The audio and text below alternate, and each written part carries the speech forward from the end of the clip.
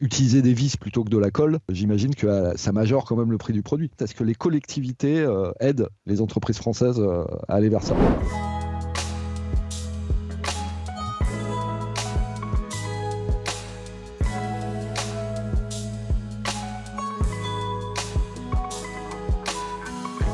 J'ai fait comme plein de gens des simulations, des trucs en ligne, des calculs. En fait, tu te rends compte assez vite. Alors, pour la partie fabrication, c'est compliqué. Effectivement, je sais pas le dire. Ouais. Je sais qu'on fait travailler des gens qui sont locaux de notre usine d'assemblage. Donc, on ne fait pas traverser toute la Chine à des camions pour aucun des produits qui sont constitutifs. D'accord.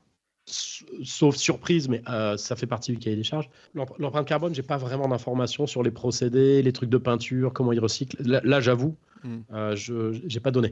Je sais juste que c'est pas terrible ici non plus, mais c'est jamais une excuse. Bien sûr.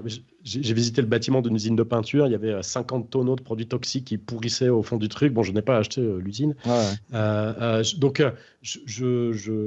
mais encore une fois, c'est pas parce que d'autres font mal qu'il faut faire mal, mais c'est vrai que j'ai vraiment pas d'infos concrètes là-dessus. Donc, moi, là où j'ai...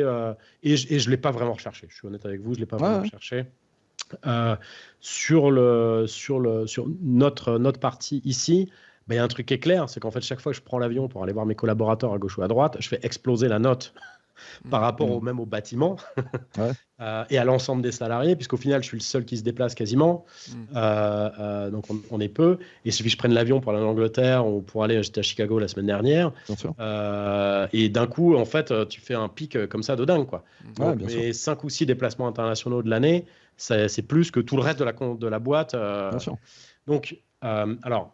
Ça, j'essaie de les limiter. Déjà parce que j'aime pas ça spécialement, donc c'est pas un gros effort, mais j'essaie de les limiter au strict nécessaire. J'encourage les gens à prendre le train et moi-même, j'essaie de le prendre au maximum, encore une fois, quand c'est possible.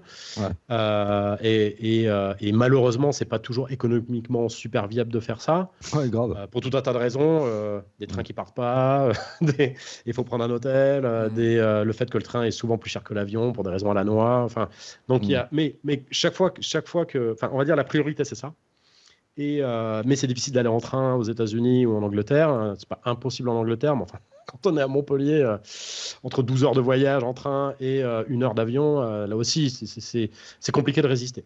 Mais c'est vrai que l'essentiel de l'impact carbone, c'est mes déplacements en avion. En véhicule, on a un véhicule pour les collaborateurs qui est un véhicule électrique. Puisque j'ai notre entrepôt qui est à 15 minutes d'ici, il y a des allers-retours qui sont faits assez régulièrement. On favorise quand même les réunions à distance aux réunions en face à face quand ça peut être évité. Et même si je déteste ça, mais bon, voilà, c'est comme ça. Et donc, on va dire, j'espère d'avoir un ensemble d'actions pas trop contraignantes. Parce que... et puis on respecte la législation, c'est-à-dire que là tout ce qu'on parle c'est au-dessus de la législation. Oui, bien sûr. Mais tu vois, les produits sont RoHS, il n'y a pas de plomb dans nos soudures. J'aimerais bien regarder les qui fabriquent dans des garages, tu vois, parce que je sais que la soudure au plomb c'est mieux. Moi aussi j'aimerais bien l'utiliser, sauf que nous on n'a pas le droit. Donc je dirais au-delà, enfin dans le supralégal, on essaye de faire jusqu'à ce que ça arrête de faire sens. C'est-à-dire par exemple, je ne vais pas obliger toute ma boîte à être végane parce que les vaches, c'est pas bien. Tu vois. L'élevage intensif, c'est mal. C'est des étapes où je ne sais pas aller, je ne sais pas si c'est souhaitable. Moralement, je trouve que c'est discutable parce qu'il y a du bon, du moins bon, mais l'imposer aux salariés, ça paraît compliqué. Tu vois, il y a tout un tas de règles qui, effectivement, permettraient de faire encore plus bouger l'aiguille, encore plus fort. Mais j'ai peur qu'après, la responsabilité sociale de l'entreprise s'arrête un peu. C'est-à-dire qu'après, on arrive sur la responsabilité individuelle. Moi, je me bagarre avec mes gars quand ils laissent des loupiottes allumées ou la clim à fond dans une pièce où il n'y a eu personne pendant la semaine, et si je la trouve allumée, ça me fout en boule. Et parce que ça coûte du blé, et parce qu'on a chauffé un truc pour rien. Donc, j'essaie d'inculquer, on va dire, des choses un peu de bon sens et d'éducation. Bien sûr. Mais tu vois, l'éducation aux États-Unis, quand je suis là-bas, que j'ai mes collaborateurs américains, quand on fait un âme, je passe ma vie à éteindre la lumière derrière eux, à fermer la porte du frigo. C'est des gosses, quoi. Enfin, Pour eux, c'est normal de partir avec toutes les lumières allumées dans la baraque et de se barrer pour la journée. En fait, ils comprennent même pas que je leur demande d'éteindre. On a tous eu toujours conscience de l'importance de l'écologie, mais pendant longtemps, on s'est dit, ah oui, bon, l'écologie, c'est bien pour la survie des pandas. Là, on se rend compte qu'en fait, c'est un peu plus problématique que ça. Il y a des questions extrêmement problématiques qui vont se poser dans les prochaines décennies. Et je voulais savoir si depuis, en fait, que l'écologie comme ça prend plus de place dans nos vies, ça fait évoluer la façon dont vous réfléchissez quand vous faites de la conception de produits. Ça agit sur un truc en particulier, mais ça, on l'a toujours fonctionné comme ça. Ça agit sur la réparabilité des produits et sur la dimension des composants qu'on s'autorise à utiliser. D'accord. Donc la réparabilité, c'est qu'en fait, tous les produits sont conçus autour de la maintenance. En termes d'assemblage, donc il n'y a pas de collage, il y a pas, ou si c'est de la colle à chaud, tu fais sauter, enfin, c'est des trucs très mineurs, juste pour la solidité mécanique de certains câbles, tu vois, la tenue. Mais donc on fait des produits qui sont réparables de A à Z, et si tu veux un produit que j'ai sorti il y a 15 ans peut encore être maintenu, et on a encore ce qu'il faut pour le maintenir. C'est génial ça. Ouais. Et je suis assez fier parce que je me rappelle que à l'époque on bossait avec Algam, qui est quand même un poids lourd de notre domaine, un des leaders européens de la distribution de matériel musical. Le chef du SAV chez Algam m'avait appelé pour nous féliciter sur la conception du produit, le fait que c'était très simple à dépanner. Et en fait, on garde à l'esprit la réparabilité. Parce qu'en fait, je trouve spécialement dégueulasse, et j'ai pas vraiment d'autres mots, tout ce concept d'obsolescence programmée qui existe. Et c'est marrant parce que je bosse avec un nouveau designer vraiment sur un autre sujet et qui me demandait ce que je voulais moi en termes de réparabilité, etc. Et je lui parlais, j'ai une friteuse. je vais faire vite sur la digression. J'ai une friteuse d'une grande marque française, faite je sais pas où, mais voilà, qui a un minuteur. Et la friteuse, les friteuses elles marchent pas sur batterie, on est d'accord, c'est branché au mur. Hein. Sauf que ce minuteur est à pile. Je ne l'ai découvert qu'une fois qu'il est tombé en rade au bout de 2 ans, qu'il était à pile, après avoir été servi, avoir utilisé 6 fois. Ce minuteur, pour le démonter, en fait, il faut intégralement désosser le produit, y compris des vis avec des formats extrêmement exotiques. Oui. C'est ouf. Il y a à peu près 3/4 d'heure pour ouvrir le truc. Ouais. J'intègre pas le temps qu'il m'a fallu pour trouver chez un Leroy Merlin ou un Casto le bon outil pour ouvrir, parce que c'est un format de vis à la noix. Et tout ça pour changer une pile qui dure même pas 2 ans, quoi. Moi, quand je vois ça, je sais que c'est un choix. C'est pas accidentel. C'est un choix. Ils auraient pu alimenter avec la prise de courant. Non. Ils ont fait l'économie d'un converto 230 vers 5 volts ou 3 volts 3. Ils ont fait une économie de bout de ficelle. Et du coup, ils ont créé un produit où, en gros, un minuteur, on a tous un téléphone, on a tous un minuteur quelque part dans la cuisine, donc ça n'empêche pas d'utiliser le produit, on ne va pas le mettre à la poubelle pour ça, mais une des fonctions du produit est morte. Donc il y a des gens qui vont amener ça au SAV, des SAV qui vont dire ah non, ça on connaît, ça prend 1 heure à réparer, foutez-la à la décharge, quoi. Donc déchetterie. Donc ça par contre, ça c'est vraiment un truc que je trouve absolument dégueulasse, parce que c'est délibéré. Ou comme quand Epson se fait prendre la main dans le pot de confiture à limiter le nombre de copies dans une puce qu'ils ont rajouté en plus. C'est-à-dire que tu payes plus cher pour avoir un compteur de copies qui te met la truc en rade quand tu atteins 10 000 copies. Non, mais les imprimantes, je crois que c'est... ils sont bons à ce niveau-là. Je crois qu'il y a eu pas de scandale. Ils ont poussé à fond le concept de comment faire pour faire revenir les gens le plus vite possible pour acheter des produits. C'est-à-dire qu'à un moment donné, il y a un chef qui a dit « Démerdez-vous les créatifs, trouvez-moi un moyen de faire revenir les gens tous les 2 ans chez nous ». Ils ont dit ça aux développeurs, et les développeurs ils ont dit on va vous la faire tomber en panne. Après, il y a des lois qui sont en cours, alors certaines qui sont votées, que ce soit en Europe, mais même aux États-Unis. Je sais que maintenant, aux grandes dames de l'Apple Store, ils sont obligés de mettre en vente des kits de réparation pour que les gens fassent de la réparation do it yourself. Mais c'est vrai que moi, là, récemment, j'ai eu un casque Bose, casque Nomad Bose, l'interrupteur qui merde. Et en fait, je me dis, je vais sur le site de Bose, voir s'ils me proposent de me le réparer, parce que c'est quand même un casque assez cher, et puis c'est juste un interrupteur. Et autant j'ai trouvé la manip sur Internet pour réparer le casque, une vidéo YouTube qui montre comment on démonte, on remplace. Et autant Bose, non seulement ne vend pas le composant, je suis obligé de l'acheter, je sais pas, sur Alibaba ou je sais pas qui, pour avoir le composant. Bose en fait me dit non, votre produit il est trop vieux, par contre on vous fait une réduction pour acheter le nouveau casque à 250 balles. Et tu disais, juste. Et c'est hallucinant, c'est-à-dire qu'ils n'en ont rien à foutre. Mon truc, c'est juste l'interrupteur qui marche pas. C'est-à-dire le casque, les haut-parleurs, tout ça fonctionne. Et donc, c'est tout à ton honneur parce que c'est le vrai truc. Je pense, le plus gros impact. La durabilité, c'est hyper important, en fait. Cet élément-là, c'est-à-dire garantir une durabilité et pas faire du consommable.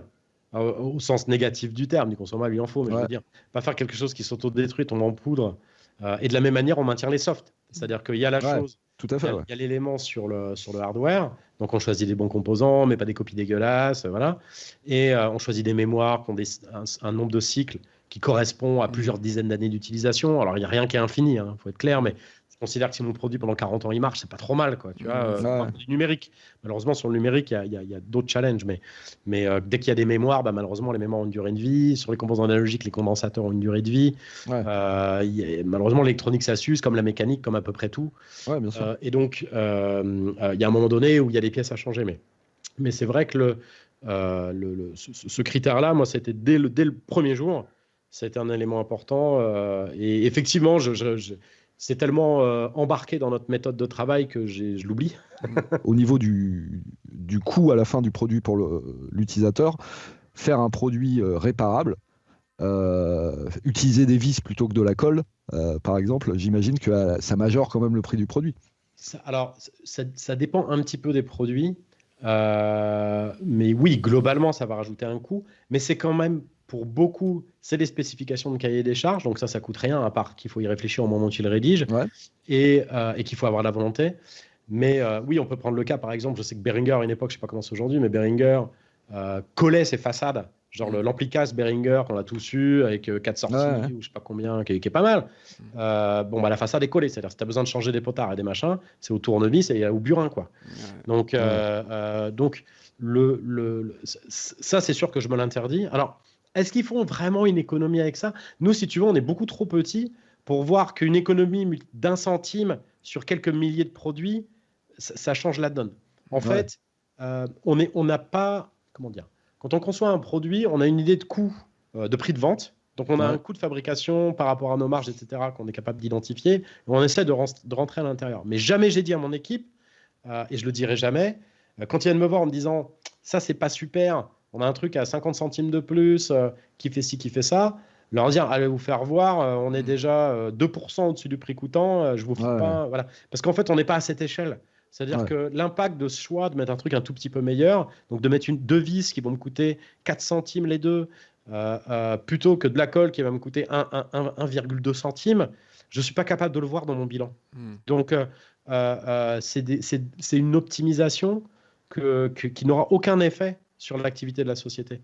Pour certaines boîtes où tu as des effets de volume conséquents et où du coup cette économie est multipliée par 5 millions, là d'un coup ça finit par payer un salaire et là quand même on commence à regarder, tu vois. Multiplié par 40 produits ou 50 produits, si tu veux, ça finit par avoir un impact. Nous, l'impact, j'ai envie de dire, je fais péter un seul de mes déplacements et ça a payé pour plus 10 ou 15 optimisations comme ça. Tu vois, en fait, c'est juste que on n'est pas... Et puis moi, j'ai pas envie de bosser comme ça. En fait, honnêtement, je pourrais, c'est-à-dire même pour économiser 50 centimes, je pourrais décider de développer comme ça, mais je sais pas faire. C'est pas dans mon...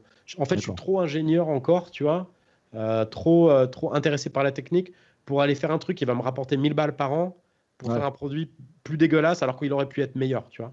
Par rapport à ces démarches un peu vertueuses de penser voilà, l'impact écologique ou même d'avoir les petits gestes dans l'entreprise, est-ce que l'État, en fait, est-ce que les collectivités aident les entreprises françaises à aller vers ça? Dans le cadre du programme de rénovation énergétique, il y a des choses qui sont proposées aux sociétés, mais souvent les aides, par exemple les aides de l'ADEME, j'avais regardé ce que j'ai acheté un bâtiment donc, qui était très vétuste, avec une partie bureau qui était vraiment aux portes de l'insalubrité et qu'il a fallu rénover. Au moment de rénover, on se dit, on va faire tomber des murs, des machins, voilà. Faisons bosser quelqu'un dont c'est le métier en termes d'isolation pour qu'on améliore le confort et puis l'efficacité énergétique du bâtiment. Et en fait, l'ADEME, par exemple, propose des aides pour financer l'intervention de quelqu'un qui va donner des conseils sur le truc. Ouais. Moi, c'est vrai que vu la portée du projet, qui était un petit projet, on est allé voir des spécialistes de l'isolation. Ils nous ont dit, il faut faire ça, ça, ça. On a fait ça, ça, ça. Ça marche bien. Les gens, ils ont chaud quand il faut avoir du chaud. Ils ont froid quand il faut avoir du froid. Et je veux dire, et mes salariés ont gagné en confort un truc incomparable. Et le bâtiment consomme beaucoup moins. Donc, je dirais, est-ce qu'on aurait pu gagner 2 points d'efficacité supplémentaires en faisant un dossier de 20 pages, en passant 4 heures dessus ou plus pour aller...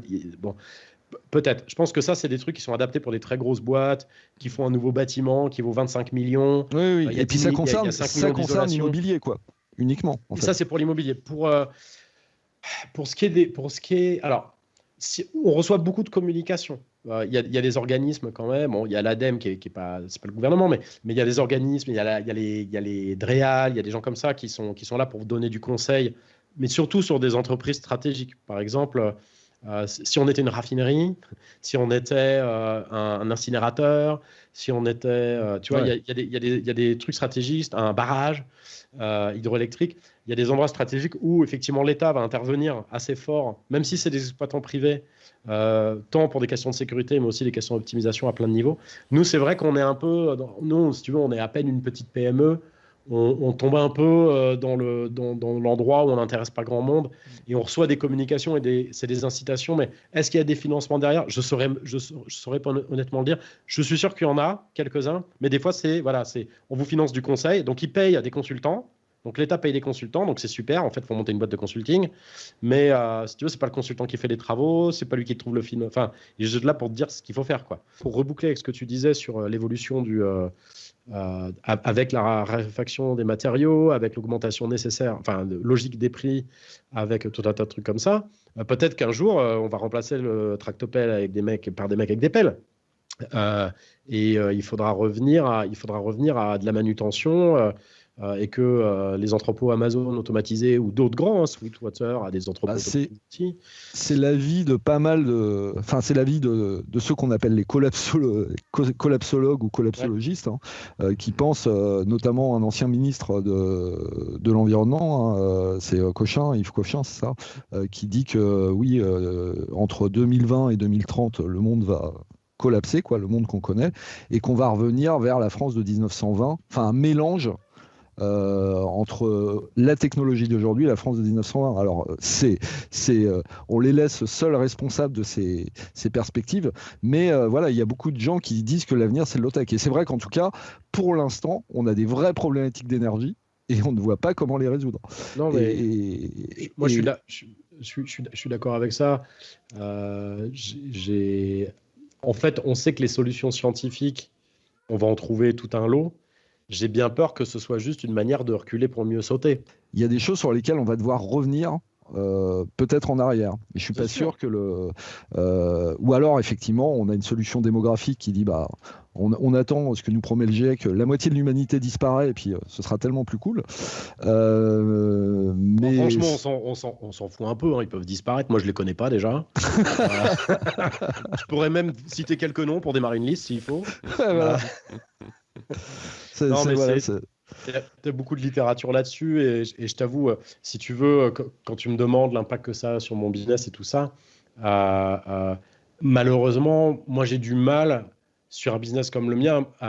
J'essaie de me projeter à 5 ans, mais en fait, réalistiquement, 2 à 3 ans, je suis déjà dans la science-fiction.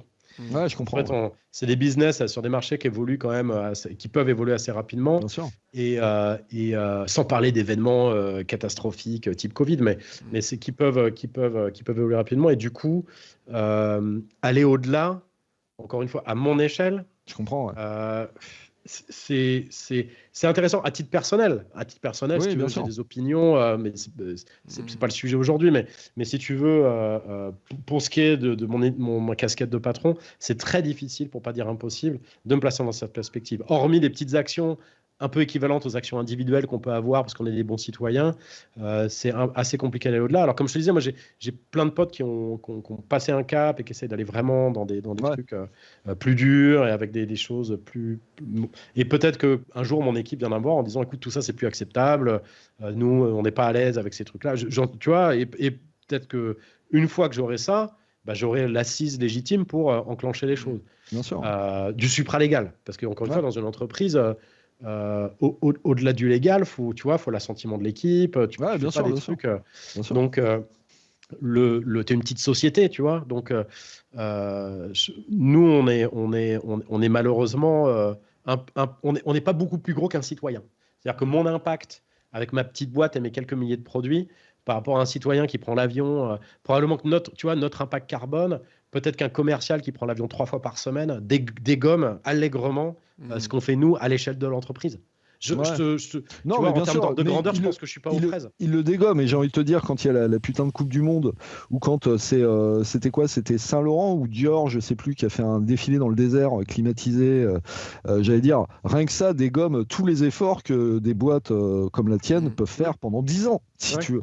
Ouais. Mais j'allais dire, si tu faisais pas ces efforts, ce serait encore pire, c'est-à-dire qu'il dégommerait pareil, et puis donc faut bien rappeler que même justement même ces petits efforts, les petits efforts que chacun nous consentons, ils sont importants. Et quand tu nous dis que tu penses à faire des produits réparables, ça me semble. Et même si effectivement tu fabriques pas des Freebox et tu fabriques pas des iPhones, un produit de consommation massive, mais oui, c'est important. Ça fait une différence, quoi. Je pense aussi, puis encore une fois, comme je te disais, je pense qu'on est à peu près à la même échelle que l'individu. C'est-à-dire qu'on est une poignée d'individus. Ouais. Donc notre impact, il est celui d'une poignée d'individus. Tu vois, c'est même pas une rue, tu vois, c'est un bout d'une petite rue. Ce qui est faisable et tolérable, sans passer, par contre, ça, c'est pas bien. Moralement, j'aurais un problème avec ça, tu vois.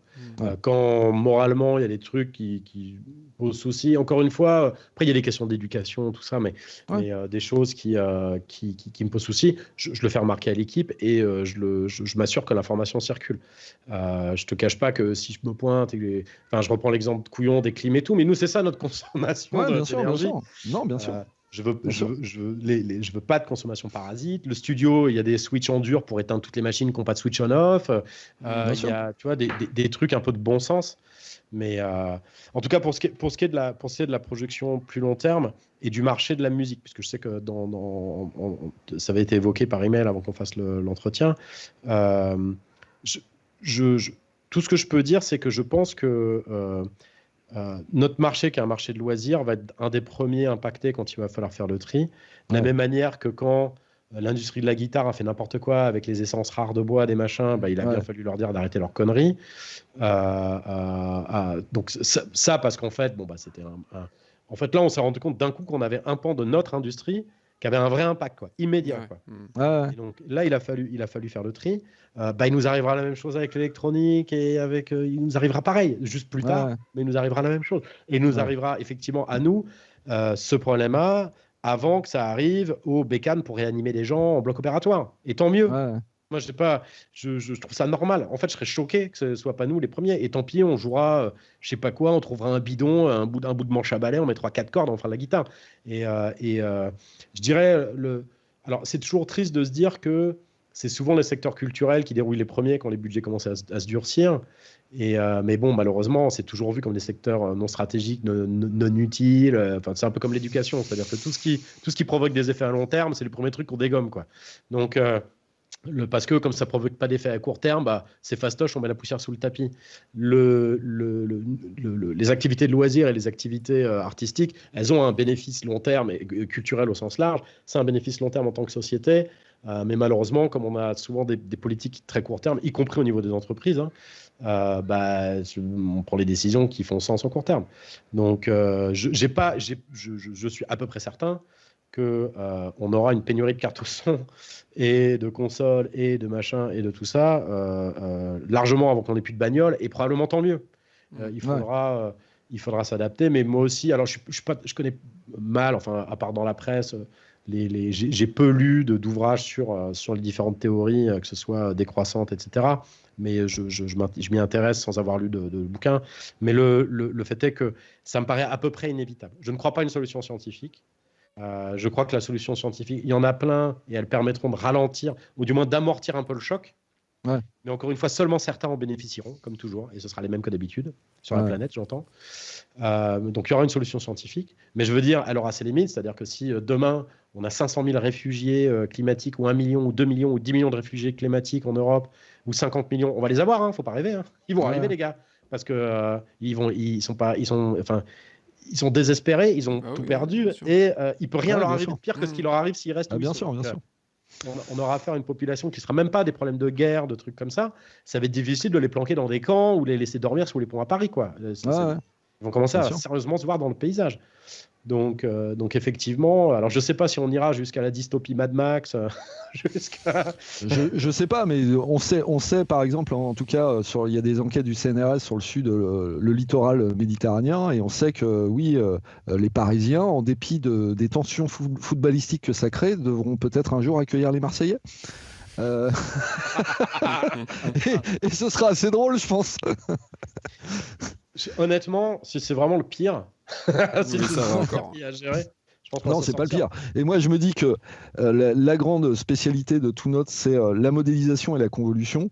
Et ce qui tombe bien, en fait, alors je dis pas forcément qu'il y a un grand avenir pour sauver le monde du périple écologique d'émuler des baffes 4x12, encore que ça évite de devoir construire des baffes 4x12. Donc ça va dans le bon sens.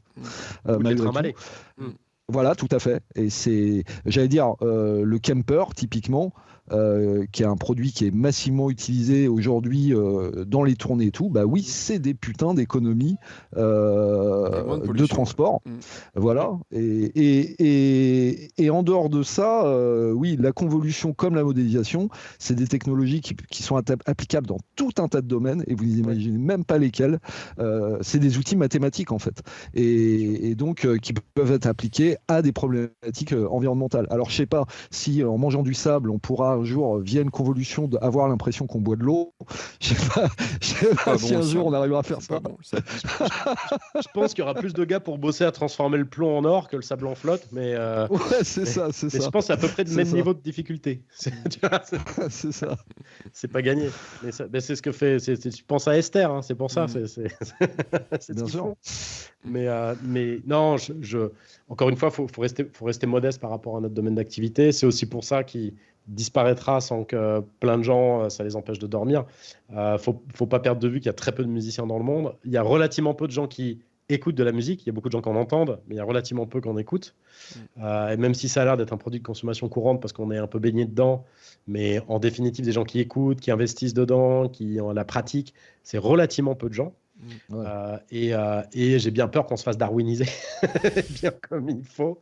Donc, effectivement. Ouais, mais tu sais, à la fois, c'est ça qui est marrant dans Darwin, c'est qu'à la fois, quand il y a eu la théorie de la météorite qui aurait éteint les dinosaures, ceux qu'on survécu, c'est les plus petits, en fait, c'est les fourmis. C'est-à-dire qu'à la fois, ce qui est marrant, on voit quand moi, on l'avait vu en 2009, non, c'était 2008, tu sais, il y avait eu un tsunami économique, et en fait, on voyait toujours un décalage, si tu veux, entre ce qui arrivait dans la société civile et le temps que ça arrive à nous, tu vois, parce qu'on était sur notre niche. Donc, je dis pas.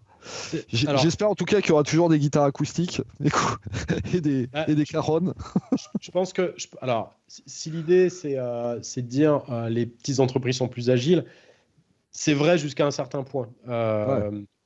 Et quand tu as des entreprises qui sont hyper spécialisées, et je pense qu'on peut nous considérer comme hyper spécialisés, tu vois, je te donne un exemple, une boîte que je connais bien, celle qui a fait nos assemblages au début, Selectron, a fait des faisceaux électriques pour les hélicoptères, tu vois, des démarreurs à distance, des produits de maintenance pour les hélicos sur les plateformes pétrolières, etc.